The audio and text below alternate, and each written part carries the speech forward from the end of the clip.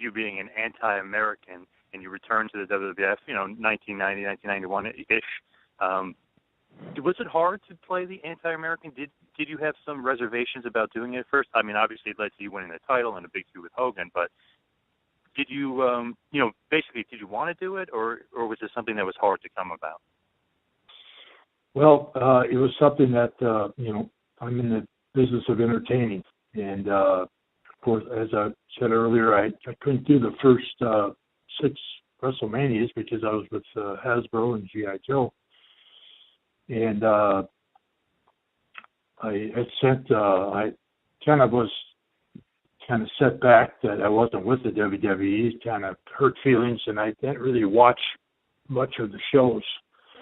And I really didn't have much time anyway, but I did watch WrestleMania 6 from Toronto. Hogan and Warrior were the top bill for the main event, and I watched it. And the next day I sent Vince McMahon a handwritten note to his home saying that I'd watched the pay-per-view, and it wasn't so much the match that I thought was so good, but his production.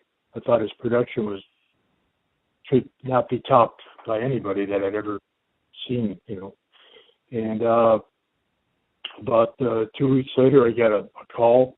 I was watching a NASCAR race on a Sunday afternoon, and answered the phone, and it was Vince, and he said, Sarge, and I said, yes. He said, Vince, and there's only one Vince, and he said, see if you're done with G.I. Joe, and I said, yeah. It's funny you should know that, and he said, well, I've got an idea for you.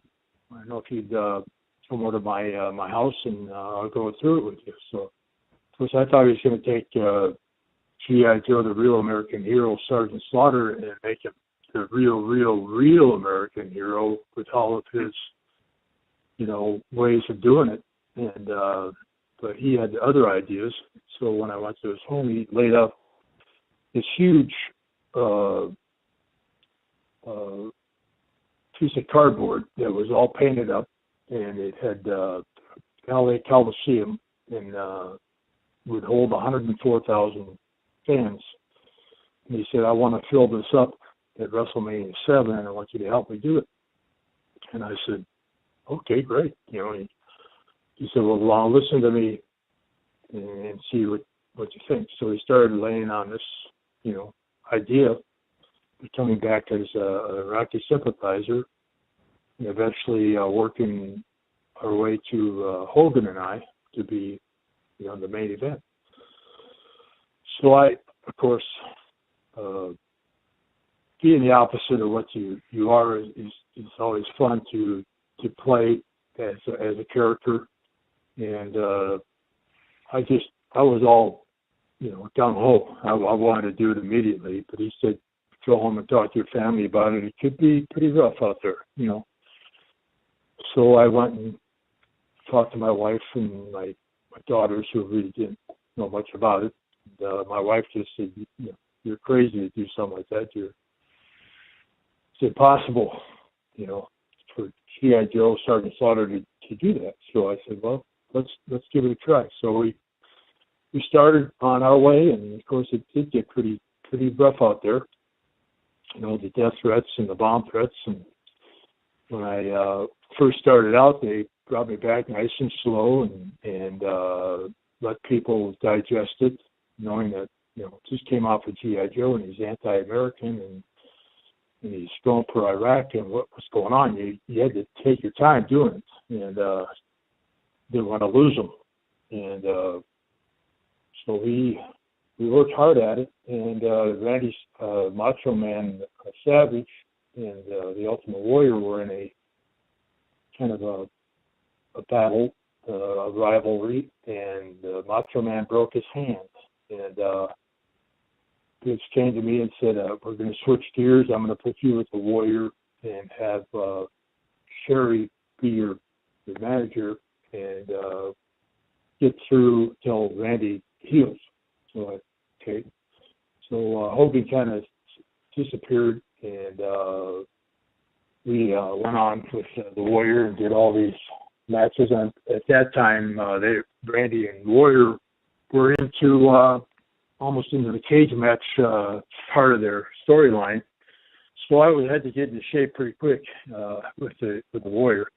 But we battled and we battled and we battled, and finally in Miami took the title from him and started on our way to Hogan and the LA Coliseum and the 104,000 fans, and it just that night after I took the title from Warrior, it really, the gas was really poured on the fire, and there was no looking back at that point, and it really started, getting rough out there. I got to Philadelphia, and one of the road agents asked me if I spoke to Vince or my wife, and I said, no, is there a problem?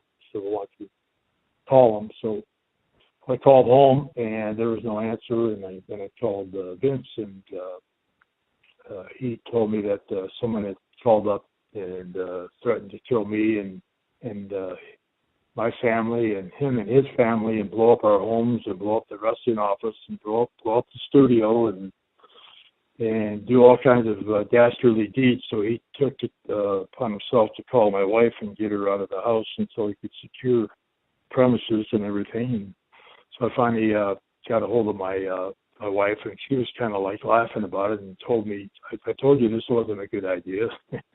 And of course I lived in Connecticut, and I lived on a 4-acre piece of land that was very, very difficult to find, much less get to.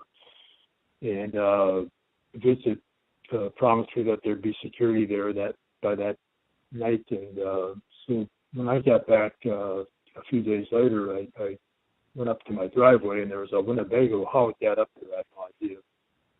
The Winnebago in my driveway, and there were 4 gentlemen with suits, and came by and introduced themselves and showed me that they were armed and they were packing, and they would watch the perimeter of my property 24/7. They were going to take my children to school and take my wife to the shopping center and all types of things. And of course, my wife wasn't too happy about that, so she didn't allow any of the things to go on at school, or we just kind of bit the bullet, more or less. And we got through it, and just it was one of those things where you can't look back and say, I should have did this, should have did that. Vince told me to do whatever because of my creative nature and ability to just go and do whatever I could do. And if I got too far over the line, he would pull the reins back. And that's kind of what we did a few times. There were times, there was Saddam Hussein's birthday. We took a cake out to the ring and asked everybody to sing happy birthday to Saddam.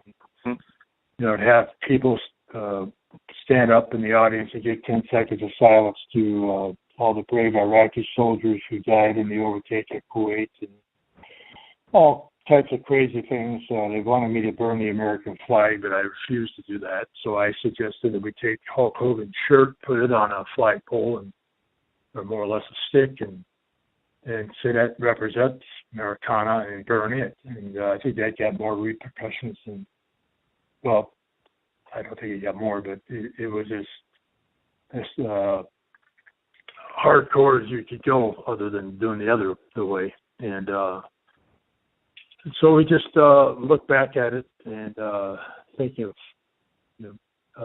Gene Okerlund refused to interview me a few times because he was afraid, because we were doing live shows. And Brother Love would interview me. People look back and watch all the interviews that I did with Brother Love. But I could talk to you for weeks about what we did, but and how we handled it. And General Adnan, of course, was from Iraq. Grew up there, went to college with Saddam Hussein, and knew how to speak the language. And his family was all killed over there, and it was a rough time for everybody. the big thing that always goes down in your resume is SO, sold out. When you sell out something like a Madison Square Garden and you sell out the arena next to it, when you sell out the Detroit Silverdome and you sell out all these arenas, which they'll probably do in Dallas, it's not so much one or two people that do it anymore. It's the WWE that does it. They can make an announcement and it sells out. But when a entertainer goes in and sells it out and it says sold out next to your name, that's a pretty big deal. That's the only thing that really was a hiccup on the way to WrestleMania 7 and completing that journey, was not being able to say that I sold out 104,000 seat Coliseum. That was the real hardship. The match was there. The people were there. We had the pay-per-view audience record for a while. Been broken many times since, but that word sold out next to your name at a place like the LA Coliseum or Detroit or Dallas, that's what really simplifies, you're being one of the greater or the best performers of your time. Thank you for watching the Hannibal TV. Please like this video if you enjoyed it and click the subscribe button to not miss any of our latest shoot interviews, match videos,